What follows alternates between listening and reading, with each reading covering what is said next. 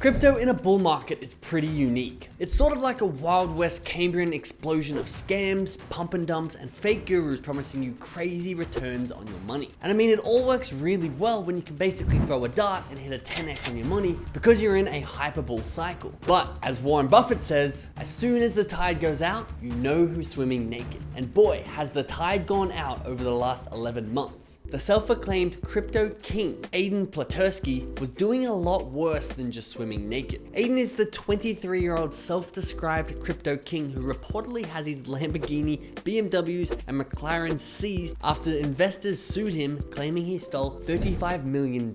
This is a story you don't want to miss. So make sure you hit that like button below, put on your Lamborghini hat, and let's jump in. So who is Aiden Platursky? Well, Aiden is a 23-year-old Canadian kid who lived just outside of Toronto in a small town called Whitby, Ontario. But don't let this small town fool you. Aiden lived a luxurious lifestyle. The rumor is he rented a $45,000 a month waterfront property, had 11 supercars and 4 more leased, and loved to fly private. At one point, Aiden reportedly even pretended to have hundreds of millions of dollars inside his crypto trading platform account. Ontario Superior Court Justice Philip Sutherland lays out the investor's claim that he was provided with pictures and video of statements from a foreign exchange cryptocurrency trading platform showing $311 million in the account of Platursky's company. So it's pretty apparent that Aiden wanted everybody to see how successful he was. And luckily, he was actually written up about in several highly respected websites such as Forbes and Tech Time. These articles featured him working from a private jet on his phone and even stated that he had dabbled in a bit of cybersecurity. Now, unfortunately, these articles turned out to be paid for promotion articles that were actually written by him or someone in his party. But to the outsiders looking in, he was the next Bill Gates, a talented young crypto investor with a ridiculous eye for how to make profit trading crypto. And get this, people thought he was so good that they actually believed that Aiden could get them 10 to 20% back on their money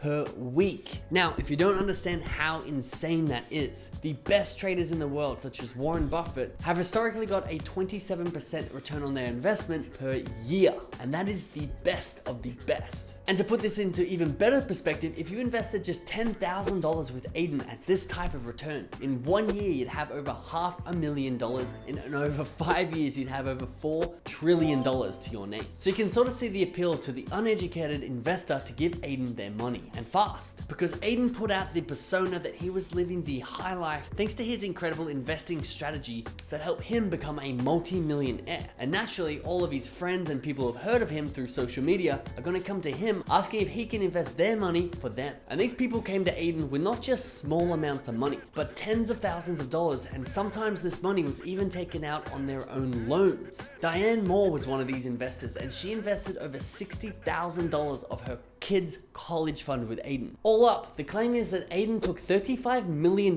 from 140 different investors, and if we average this out, you get an average investment per investor of $250,000. And the terms of what exactly they were investing in is also pretty hazy, as there's no contracts or records that Aiden actually made them sign, and a lot of the investing was done in cash. I know this story just keeps getting more and more absurd, but the rumor is that Aiden actually guaranteed their principal investment back in a risk-free sort of deal. And Aiden would give you 70% of the profit, and he would keep 30% of the profit from the 10 to 20% return coming in every week. Now, this is where the story starts to unravel, because unfortunately for Aiden, this is a lose-lose situation unless he really knows how to do this. Because the reported gains that Aiden was giving his investors made a lot of investors actually just want to cash out and take those gains. And for the other investors, they started to see the market cracks and it started to crumble over the last 11 months, and they too didn't want to have too many losses, so they also started requesting their money back from Aiden. Now, this isn't a problem at all if everything Aiden was doing was legit. All he'd have to do, log into his trading account, withdraw the investors' money, keep 30% of those profits for himself, give all the gains back to his investors, and he'd have a lot of money and some really happy investors. But it's almost as if Aiden isn't the next Bill Gates with a keen eye for investing, because the problem occurred when the money wasn't there for Aiden to actually withdraw and pay back these investors. And again, you may be asking the question we're probably probably all asking here, which is, what was Aiden thinking he was going to do in a situation like this? Maybe he thought he could bring in even new investors and pay the old ones off, you know, the classic old Ponzi scheme, or maybe even he was thinking he could hit a 100x home run on a decent amount of money and pay everybody off and keep the profit for himself. But unfortunately for Aiden and everybody else involved, these stories don't have happy ending. Aiden was unable to pay back his investors, which naturally made them very unhappy and start to file legal cases against him. This led to all of his assets being seized, which actually ended up being about $2 million of cars and luxury watches, which is a long way from the $35 million that was allegedly taken by Aiden. Now, the craziest part about this whole alleged swindle is that some people are speculating that Aiden never even placed a trade. I don't know if he ever was really trading, Diane Moore, a woman who invested $60,000 with Platursky, told the CBC. Or was this his plan and it was just the story to get me in along with other people? So what was the crypto king Aiden Platursky's response to all of this? Well, it's been pretty quiet and pretty underwhelming.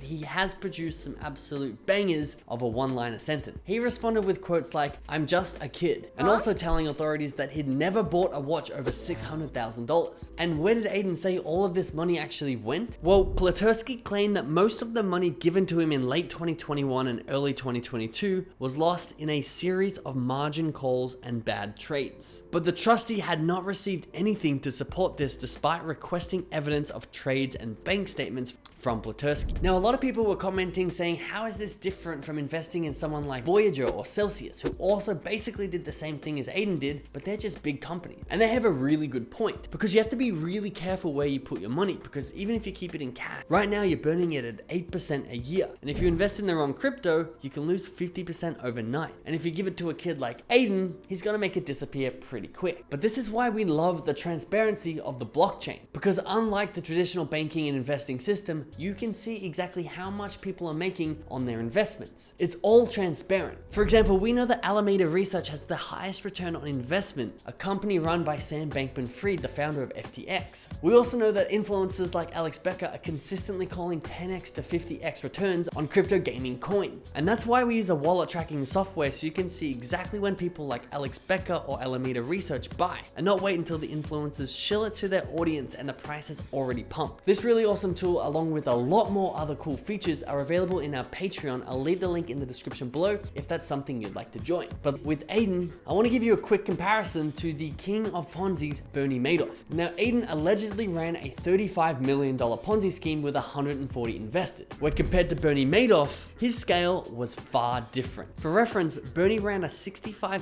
billion Ponzi, defrauding over 37,000 people and received a 150-year sentence in return. Now, Aiden was only operating at 0.05% of this scale, and his scheme was only for a few months, but nonetheless something everybody should be staying away from, and a warning to anybody else who's trying to make money too quickly or by ripping other people off in this Web3 world. Thanks so much for watching. I'll see you in the next one.